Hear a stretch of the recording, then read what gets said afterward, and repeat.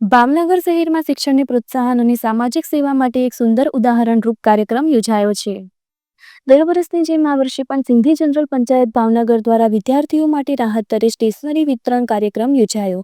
સ્વામી લીલાશાહ ભવન સિંધુનગર ખાતે યોજાયેલ કાર્યક્રમમાં લગભગ 2000 જેટલા વિદ્યાર્થીઓએ નોટબુક, પેન્સિલ, ફોરલાઇન બુક જેવી જરૂરી સામગ્રીનો લાભ લીધો। કાર્યક્રમમાં પ્રોજેક્ટ ચેરમેન શ્રી દિલીપભાઈ જોબનકુત્રા સહિત કિશનભાઈ દેવાણી, કલતારભાઈ ધામેજા, પ્રકાશભાઈ પંજવાણી, મોન્ટીભાઈ અડવાણી, કમલેશભાઈ દેવાણી, બંટીભાઈ ઠક્કર, જેઠાભાઈ થાવરાણી જેવી પ્રતિષ્ઠિત વ્યક્તિઓ ઉપસ્થિત રહ્યા હતા। બાળકોના ચહેરા પર ખુશી ઝળકી રહી હતી અને સમાજના સહયોગથી આવી રહેલો વધુ ઘેરો પ્રભાવ છોડે છે। કેમેરામેન હિતેશ રામચંદાની સાથે રિપોર્ટર લખન રામચંદાની, પ્રજાનો પડકાર સમાચાર, ભાવનગર।